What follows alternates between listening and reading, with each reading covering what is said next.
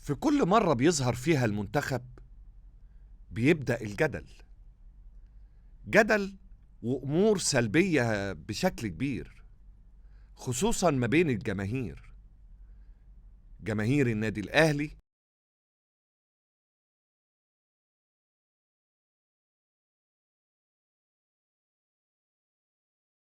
كانت لعيبة نادي الزمالك. ورغم ان احنا اتنبح صوتنا من زمان ومن ايام طويلة جدا جدا، وبنقول للعالم كله يا اخوانا يا اصدقائنا، المنتخب بتاعنا كلنا ومش بتاع الأندية. ولما المنتخب بيلعب المفروض ان الالوان ديت تتراجع بشكل كبير، لان الاسم الاهم والاكبر هو اسم منتخبنا، منتخب مصر. وكل المنافسات المحلية والقارية ديت هدفها ان احنا يبقى عندنا منتخب قوي يمثل 110 مليون. وحضراتكم عارفين ان اسم منتخب مصر كبير. النهاردة انا هتكلم عن مين؟ هتكلم عن احمد السيد زيزو، نجم نادي الزمالك، اللعيب الكبير اللي اديله تقريبا 4 مواسم بيقدم اداء عالي المستوى. هو الجولدن بوي لنادي الزمالك، هو اللاعب اللي دايما بيعول عليه جماهير الفارس الابيض ان هو يحدث الفارق.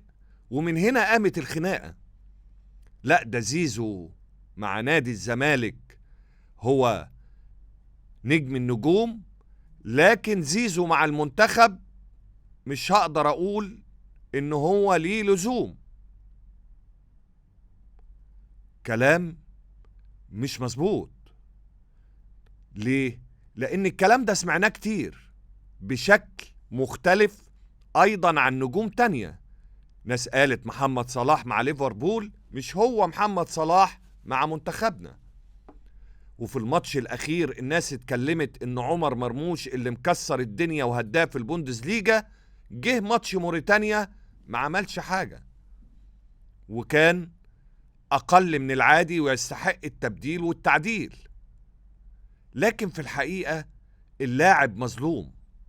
وانا هنا هركز على زيزو اللي فاضله فقط 6 أهداف أو 6 تمريرات حاسمة، ويبقى أكتر لاعب في تاريخ كرة القدم المصرية يصنع تمريرات حاسمة في البطولات الإفريقية مع نادي الزمالك. أرقام قوية جدا جدا. لكن هل زيزو وتوظيفه والأدوار اللي مكلف بيها في نادي الزمالك هي نفس الأدوار ونفس المكان اللي بيتواجد فيه مع المنتخب الوطني؟ طبعا لا. حضراتكم عارفين زيزو دايما بيتم توظيفه في الجانب الأيمن اللي بيلعب فيه نجم النجوم وقائد منتخبنا الكبير صاروخ الشرق محمد صلاح. فعشان كده أي مدير فني بيحاول يحط مكان وتوظيف جديد لزيزو، فالإنتاج ما بيبقاش هو الإنتاج. هل العيب في زيزو ولا العيب في الطريقة والعيب في باقي الزملاء وفي طريقة اللعب والأداء؟ هو ده. ما تقدرش أبدا أبدا تشيل لعيب وتقول لا ده بيأدي أداء مع المنتخب غير ما بيأدي أداء مع فرقته.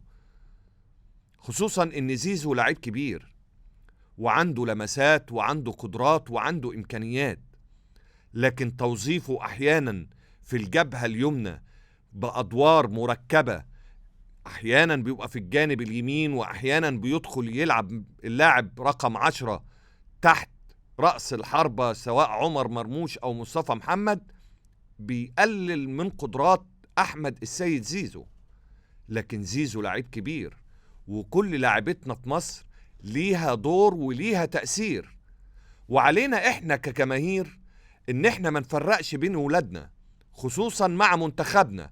لما اللاعب يروح فرقته كل واحد يقول زي ما هو عايز يقول، لكن لما يلبس قميص منتخبنا الوطني يبقى لازم نقدم له كل الدعم وكل المساندة.